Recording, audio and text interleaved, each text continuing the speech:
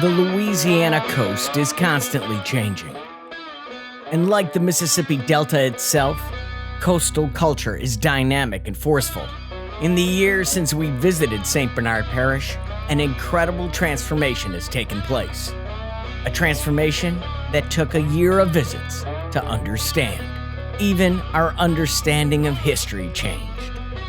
Sugar as we know it started here in St. Bernard. Yes, an American industry started here in St. Bernard because this is where the first sugar was granulated. And most people don't know that. Nobody knows Solis, Antonio Mendez, or more importantly, Moran, the slave, who had the knowledge on how to do it. He knew the key. So the Sugar Festival is actually just sweet revenge for not getting The enough credit we deserve. It's time for our just desserts. Extra sugar. Extra sugar. High five me for extra sugar. As St. Bernard takes a trip back to the future to discover how the past drives the present and how today the focus is on action. I got 5 more minutes till I get gone. And there ain't no changing the road I'm on.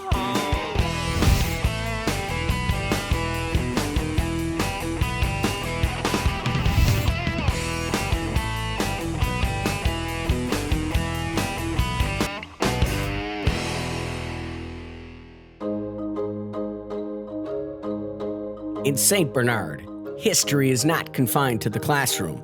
Its heritage is celebrated in ways that are uniquely Louisiana. The Old Arabi Sugar Fest is a confection of tasty treats, cooking contests, homegrown music, and a chronicle of the area's rich connection to the caramelized cane harvest. It's also a trip into the past with a trolley tour of Arabi's story-rich cultural arts district. We have a wonderful collection of Eastlake, Italianate, bungalow, cottages, and shotguns along here. You know, it's interesting when you look at these houses and you recognize the layers of history. The layers unfold during William Highland's journey through Arabi, revealing the stories behind the 19th century architecture. And of course, all of this was developed in order to provide housing for people who worked at the slaughterhouse. The neighborhood tells tales of early colonization, commerce, and revitalization. Actually, the boundary between 2 colonial land grants.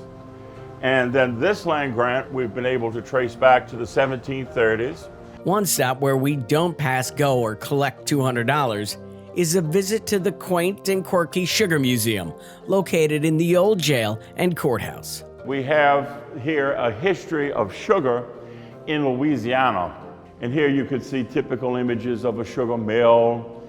And all of this would be from the late 18th, early 19th century. Rolling past the Domino Sugar refinery, you realize that sugar is still an ingredient in the parish's growing economy. This is the American Sugar Refinery. When it was completed in 1910, it was the largest sugar refinery in the world. Today, Domino cranks out 8 million pounds of the sweet stuff a day. That's over 2 billion pounds a year, or about 20% of America's cane sugar supply. The festival itself started off as a centennial birthday party for Domino Sugar in Arabi, and it has been cooking now for over a decade, becoming a must for families blessed with a sweet tooth. You're just giving away sugar? Of course, it's Domino Sugar. It wouldn't be Sugar Fest without Domino Sugar. Bags of sugar for kids. Yeah. You're welcome. Tell all the parents you're welcome. Sweet dreams are made of this. Who am I to disagree? Who wants sugar? Me! What do you want? Snowballs. What about you? Cupcakes. Snowballs and cupcakes? Yeah. Both? Yeah. All right, but don't tell mommy. Okay. All right, because it's Sugar Fest. Okay. No rules. All sugar, all the time. Okay.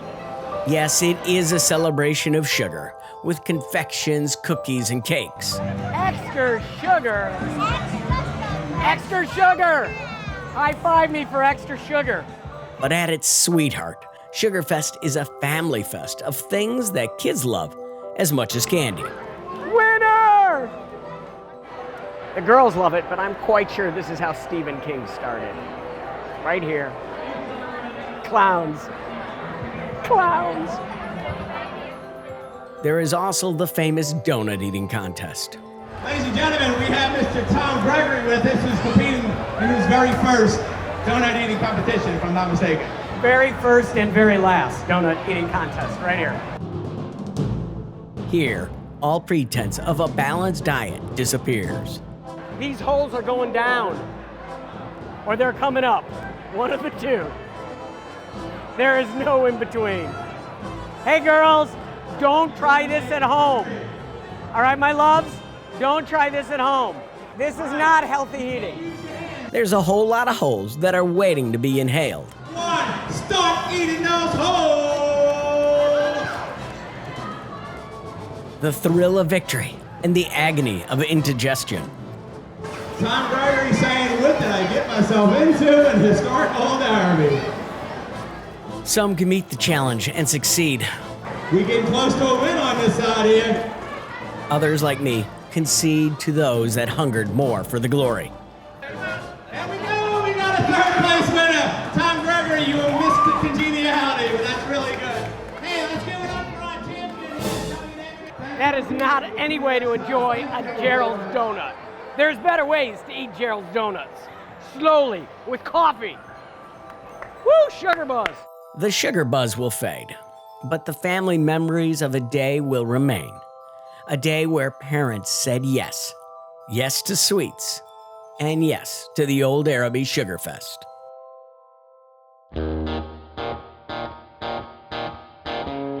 In the history of St. Bernard, there is opportunity. It may look like just an old factory on the Mississippi River, but it's really a monument to American innovation. This is the Ford Assembly Plant in Arabi. Built in 1923, this factory helped to transform the world, and it may do it again. Today, the owner of the plant is Sidney Torres, and he's taking us back to the future. We are walking into the past right here. We are. Sydney. It's a past where a man with a revolutionary vision was changing every aspect of American life. What part of the past are we walking into right now? Well, if we want to go back to the beginning, this is Henry Ford, who had the building designed by Albert Kahn. In the 20s, Henry Ford determined that it made more sense to assemble the vehicles outside of Detroit. And so he hired Albert Kahn to design an assembly plant, one of which was built right here in Arabi. Why would he pick Arabi? What was it about this area that Henry Ford would decide to build a plant in the 20s? Location, it's on the Mississippi River. There's rail access. He envisioned exporting the vehicles to South America, and it was an urban community where he could sell cars. There was a workforce up to close to 1,000, which at that time might have been as much as 20% of the population of St. Bernard. And they were actually producing record numbers in this very location of Model Ts. The automobile revolution was something that was transformative economically, geographically, as a result of the Model T in the affordability. People could connect from urban areas to cities. There became a need to build roadways. Along the roadways, they had to build accommodations, motels, gas stations, and diners. And, as they say, the rest is history. So Mr. Ford had his assembly line right here. Right where you're standing. How many a day were cranked out of this plant? 300. And where you're standing here now, going back approximately 100 years, there would have been 400 people at any given time cranking out those 300 vehicles round the clock. But there was such a pent-up demand that they still couldn't produce them fast enough, but in this very facility, they were breaking records. You have a 1923 Model T. I do. It was built the same year this facility opened. And it still runs. Still runs. There it goes. Listen to that. Pretty cool, huh? I hope I start when I'm almost 100 years old. When you sit in this car and drive, what do you think about, besides the difficulty of having the accelerator and brakes switched around? What do you think about when you're tooling around in a 1923 Model T? The simple life, and also not to run into anything. He should worry more about his antique car when I'm behind the wheel, driving inside in a landmark factory designed by architect Albert Kahn. Albert Kahn was the most famous industrial architect of his time.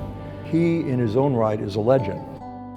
Albert Kahn is the father of the Detroit skyline and built the city into a mecca of modern architecture. From the Fisher Building to the GM Building to the Packard Automotive Plant. This is the Packard plant today, abandoned, forsaken. Its history left to fade and crumble. Because of people like Sidney Torres, this will not be the fate of the Arabi Ford plant. Now on a national register of historic places and destined to be an integral part of the area's continued progress. What do you see when you walk through this building now? I see a very historically significant building that needs to be historically restored, first and foremost. I also see, for the future, developing it as a sustainable venue for creative industries. And between film, digital, interactive media, combined with a large, multi-purpose event center, I see people congregating here. I see it assisting in redeveloping this community. Events and soirees already take place here, like this Sold on St. Bernard social that celebrated the area's sustained growth.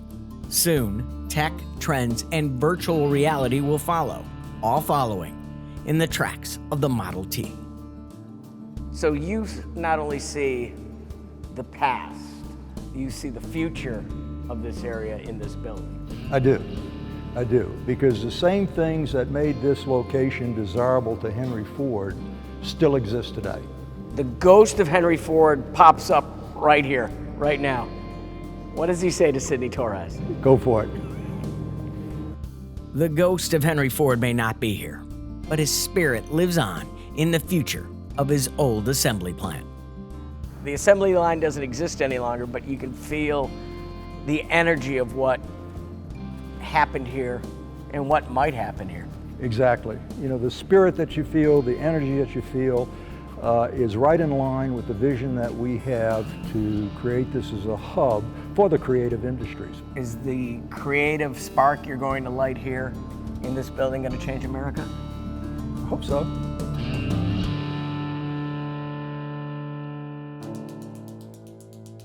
In discovering St. Bernard, you discover that a creative spark can ignite an industry. It can also make for a pretty good story. 2, 1, go! As a top destination for the film industry, Louisiana has become Hollywood South, complete with lights, cameras, and pitch meetings. If I was to sell you on an idea that I'm going to be 20 minutes outside of the French Quarter, I'm going to take 2 box stores, and I'm going to build a film studio, you're going to say, fantastic. It's not just a pitch, but part of the story of Jason Wagensback, the head of possibilities at the Ranch Film Studios. An old grocery store. It's what it used to be.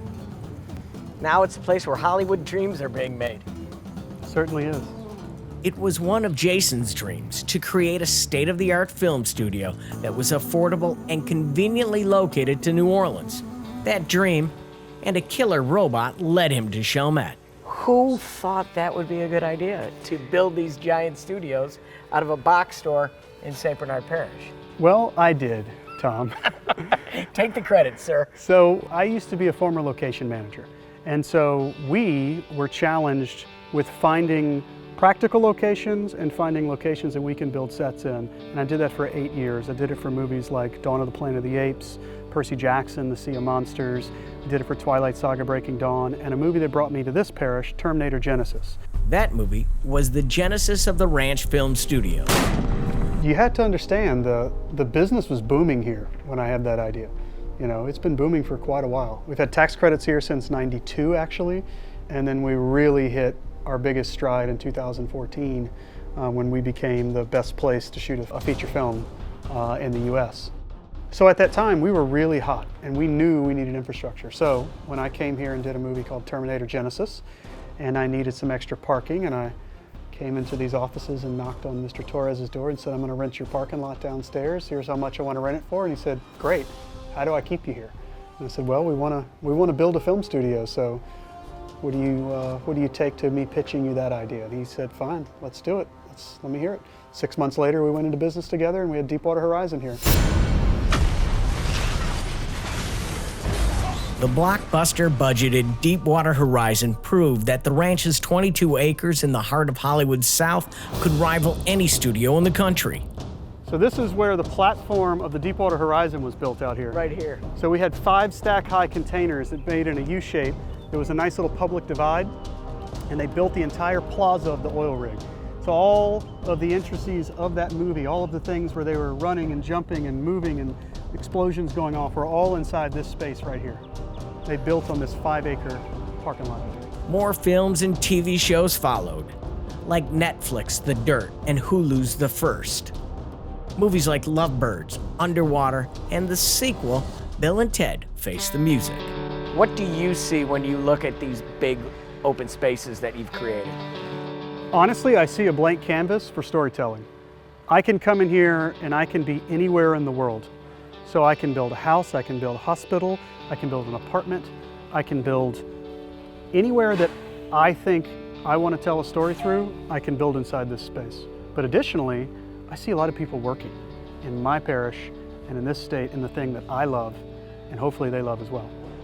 That spark of creativity can also ignite an economy. Because we built this here, we've had over $600 million, $600 million in Louisiana spend on productions that have been at the Ranch Film Studios. How much again? $600 million. My next question is, how hard is this cement? Because I believe I'm going to pass out. That is enormous. Think about that number and think about what it would take to replace that if we didn't have the incentive for film and television production to be in here. With the ranch's success, the other LA has noticed. I've been asked to come to LA on several productions, but no, my home is here. I'm a Louisiana boy through and through, so my family's here. I'd like to keep them here, and like I said, that's why I'm trying my hardest to find the best strategy to continue making this film industry here in the state of Louisiana. This is a story of a local boy making good as he works his way up from the bottom. 2006, you're an intern. 13 years later, CEO of the Ranch Film Studios. Why couldn't anybody else locally do the same thing? Oh my God, dreams do come true in Hollywood. It's just Hollywood South. This is just a stepping stone, my friend. Like I said, I have bigger dreams. I want this. What's your big dream? My big dream is to really have a content creation source, have one space where all content can be created inside of it, and I'm one of the producers of that content. I can't be the only one, but I want more content creators to be around me. They're gonna make me better, and they're gonna obviously make this area better and the state better so that we can become a digital media mecca. The ranch is not only in the business of telling stories, they're in the business of bringing dreams to life. I've been waiting for you. Not all dreams. As I found out, some are better left at the pitch meeting. Here's the idea. We got a guy who can't hunt, can't fish, can't cook, and he's gonna do a travel show. Boom. What do you think? Yeah, that wouldn't have worked too well. As long as you've got a personality, we can sell anything, right? I mean, that's not gonna work too well either.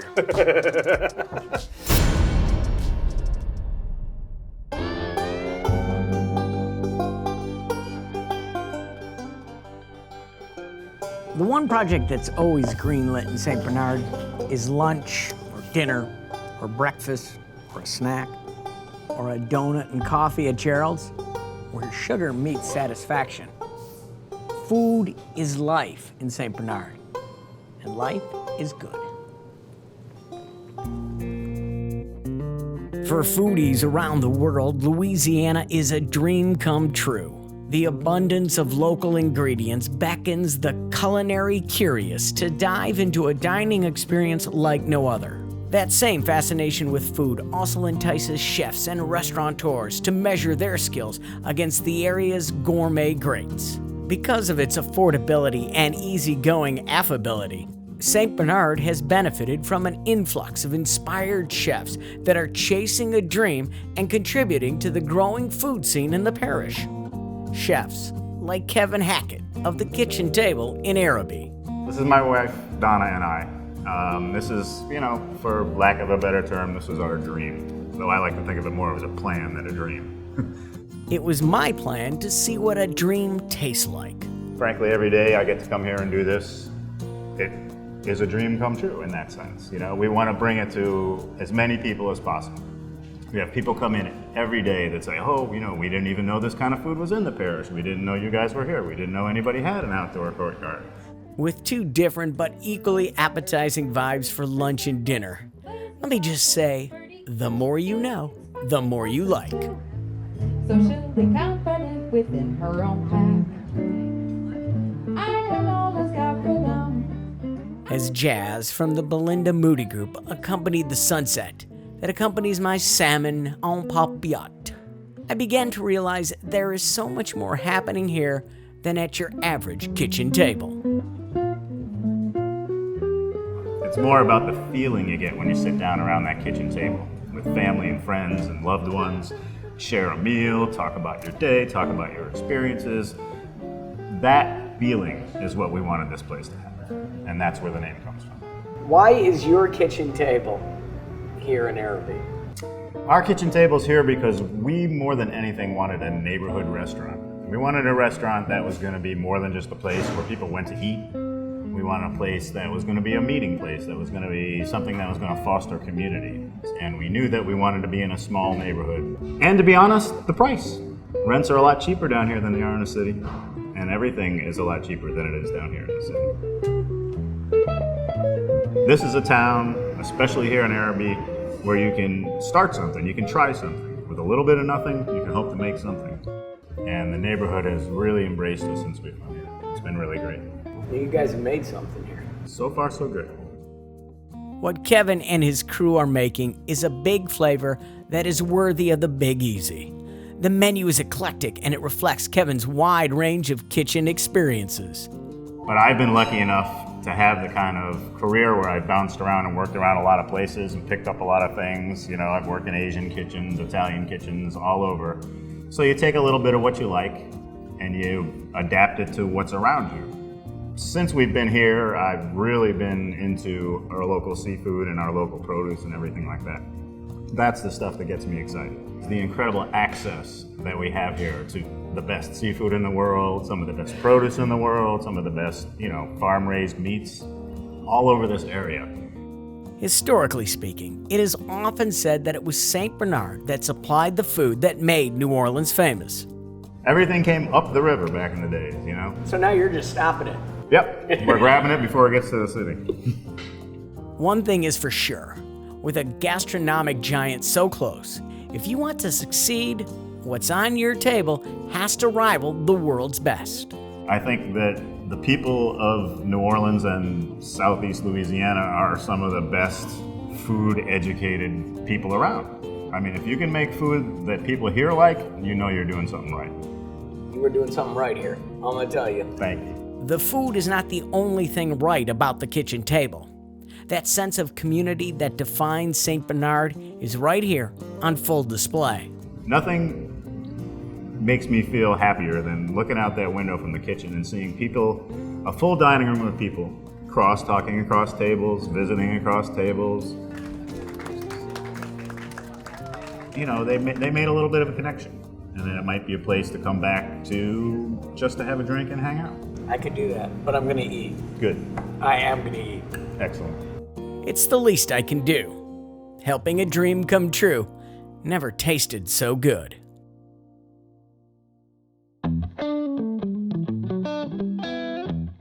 As people and businesses moved to the greener pastures of St. Bernard, so did many of the traditions. In an area that is defined by neighborhood bars, Pirogue's Whiskey Bayou defines what it means to be neighborly. The nondescript entrance disguises the true character of the bar and the wonderful cast of characters you soon will be calling friends. And talk about greener pastures, the patio bar is like your best friend's backyard. If your friend's backyard was designed by HGTV, it's an oasis on St. Claude Avenue. Since we're still in Louisiana, you know the food here will raise the bar, with locally inspired munchies and sandwiches and the occasional seafood boil. And there is a little northern exposure with their Detroit-style pizzas. I would try to describe this pizza to you, but my mouth is too full of this Motor City panned perfection. This is what a bar should be. And if it seems like this bar should be in New Orleans, it could be that the owners, Muriel, Lisa, and Kelly, earned their bartending stripes upriver in the city that drinks for a living. But don't look for 84-ounce daiquiris here. Pirogue's Whiskey Bayou is a clear reflection of Arabi and its owners. It's fun, friendly, and quirky. Goes out to the glamour girls.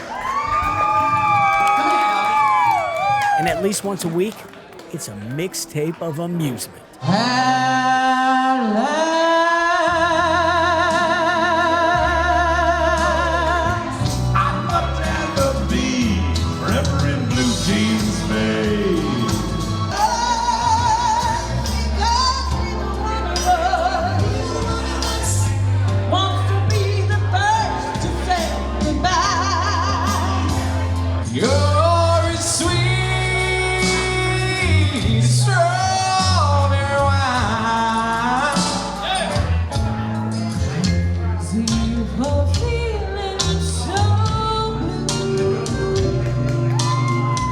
It may seem closer to an American Idol audition, but Karaoke Lou has a way of bringing out the talent, regardless of the singer's talent level.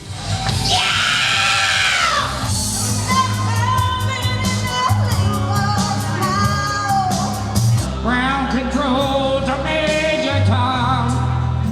Never mind, I'll find someone like you. And life is like a song.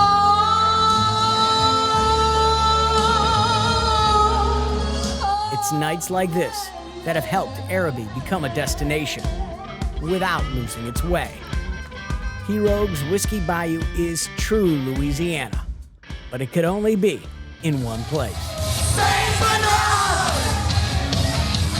Saint Bernard! Saint Bernard! What? I can't hear you! Saint Bernard! Saint Bernard! Woo! Good night, thank you! Woo! Whiskey Bayou! What do you go, TG? Oh yeah! Our year-long celebration and adventure continues on the next Go Coast.